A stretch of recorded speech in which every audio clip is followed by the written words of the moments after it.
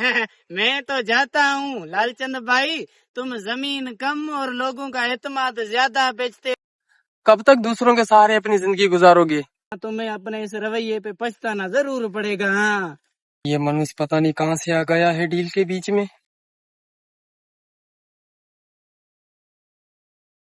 लालचंद यार, अपनी मोटरसाइकिल दे दो, मुझे शहर जाना है किसी जरूरी काम से, मेहरबानी करो यार।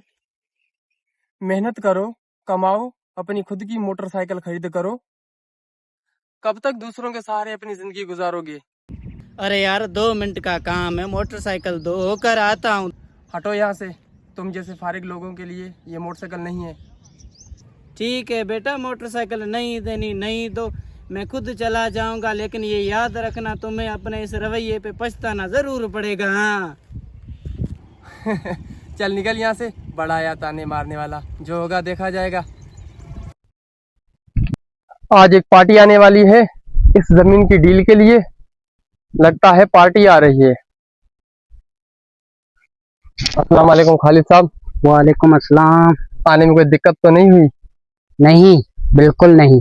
कहाँ है जमीन? सर ये रही जमीन।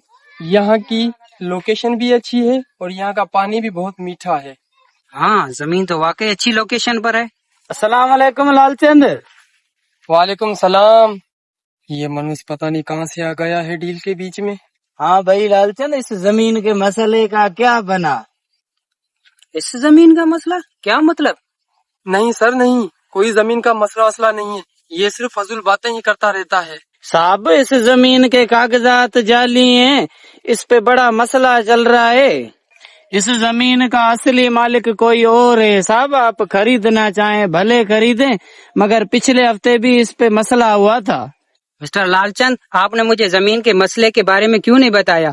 नहीं साहब, आप इसकी बातों में ना आए, इसका काम इस जमीन की डील को बिगाड़ना है। तुम यहाँ से चले जाओ, तुम्हारा यहाँ पे क्या लेना देना। सर इसका दिमाग ठीक नहीं है। मिस्टर लालचंद, मुझे ये डील मंजूर नहीं है।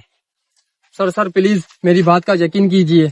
हट जाओ, मुझे तुम पर यकीन नहीं है। तो क्या मुंह यहाँ पे देख रहे हो, चलो निकलो यहाँ से।